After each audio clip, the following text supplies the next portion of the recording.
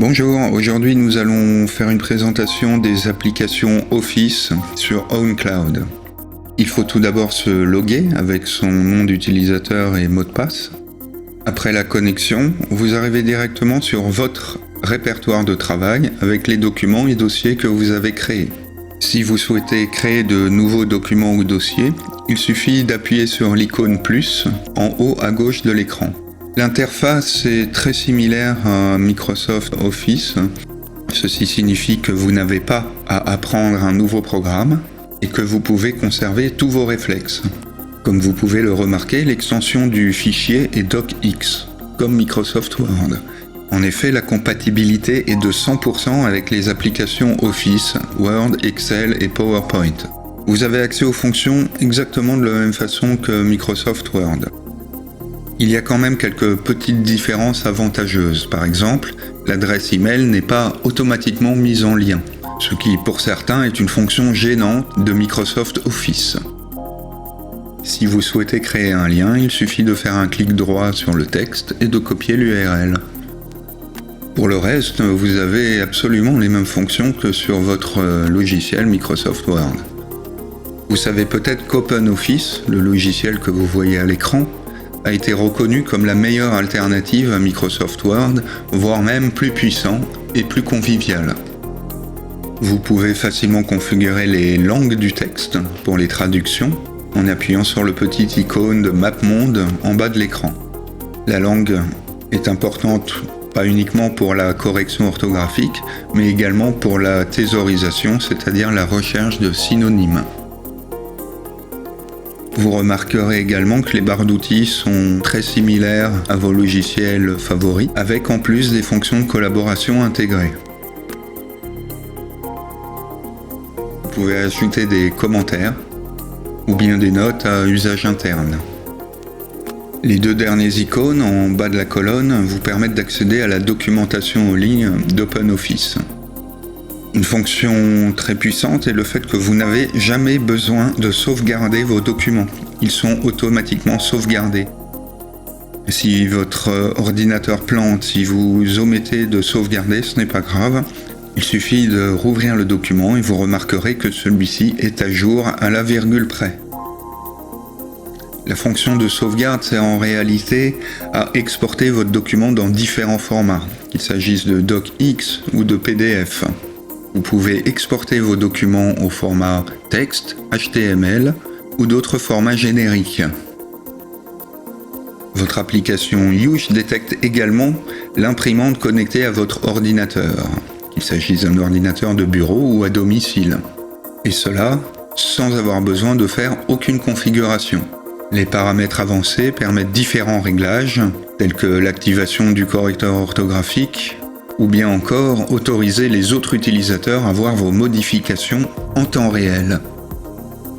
Comme vous le voyez, ici nous n'allons pas sauvegarder le document. Nous allons sortir pour le rouvrir et voir dans quel état il est présenté. Comme nous l'avons déjà évoqué, le document sera exactement dans l'état dans lequel vous l'avez quitté. Ouvrons maintenant une feuille de calcul afin de voir s'il y a des différences avec Excel de Microsoft. Nous allons même nous payer le luxe de faire un tutoriel Excel sur le tableur Huge. Comme vous pouvez le voir, la feuille de calcul se présente exactement comme sous Excel. Les fonctions de calcul sont également identiques. Par exemple, nous allons calculer la TVA sur un montant hors taxe. La TVA est de 20%, ce qui signifie qu'il faudra multiplier le montant hors taxe par 1,2. Vous pouvez entrer la formule dans chaque cellule, mais il est bien sûr plus intéressant d'utiliser la touche F4 pour fixer le multiplicateur. Ainsi, lorsque vous répétez une fonction, le multiplicateur ne changera pas. Comme vous le savez, pour répéter une fonction d'une cellule sur plusieurs cellules, il suffit de tirer la poignée qui se trouve en bas à droite de chaque cellule. Si la valeur 1,2 n'avait pas été fixée grâce à la touche F4, alors la formule utiliserait la cellule suivante, ce qui n'a aucun intérêt dans ce cas.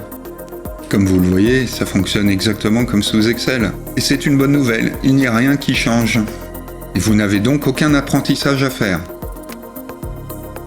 Vous avez également accès aux formules rapides telles que les sommes, moyennes et bien d'autres fonctions rapides. Là aussi, il y a une différence si vous utilisez le signe égal avant la fonction rapide.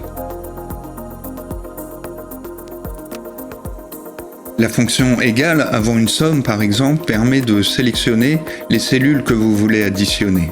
Et si vous n'utilisez pas le signe égal, alors le tableur prendra les valeurs les plus pertinentes de la colonne.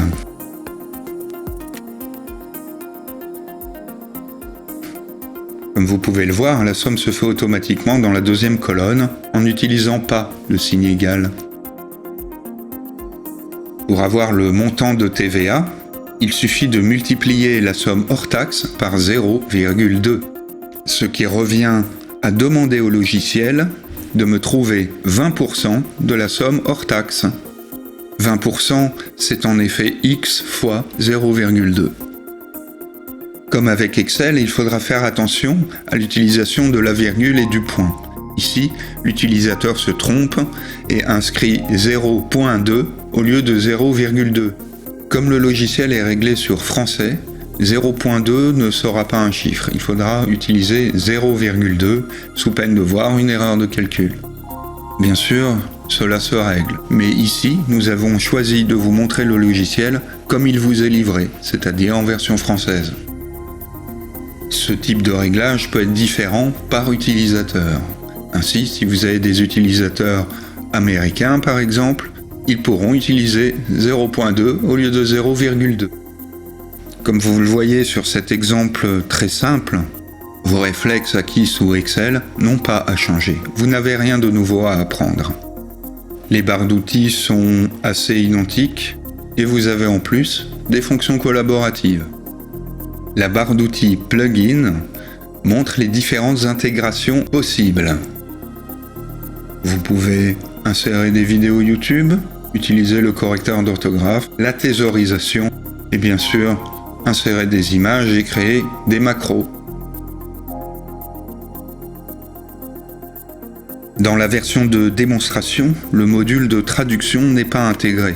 Nous l'installons pour vous sans aucun frais. Plusieurs langues sont disponibles, il suffira de nous demander lesquelles vous souhaitez. Vous pourrez en ajouter vous-même plus tard si vous le voulez. Comme nous l'avons vu, vous n'avez pas à sauvegarder le document. Ici, nous quittons le document puis le rouvrons. En rouvrant le document, vous le retrouvez dans l'état dans lequel vous l'avez laissé. Nous allons maintenant créer un PowerPoint, ou il vaudrait mieux dire une présentation compatible PPTX. Pour créer un document, on appuie sur l'icône plus qui se trouve en haut à gauche de l'écran, on choisit le format de document, on lui donne un nom et on appuie sur Entrée. Vous avez accès à des modèles préconfigurés ou une page vide pour commencer. D'autres modèles sont disponibles. Et lorsque ceux-ci sont appliqués, toute la mise en forme du document est modifiée en conséquence. Les fonctions sont identiques à PowerPoint. La première diapositive est une page de garde et lorsque vous créez de nouvelles diapositives, la mise en page est légèrement modifiée en fonction du modèle.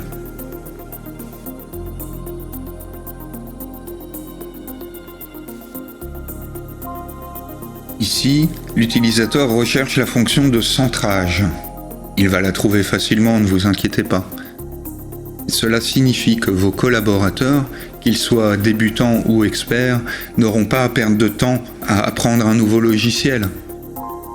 Toutes les fonctions sont identiques et votre mise en route sera donc immédiate.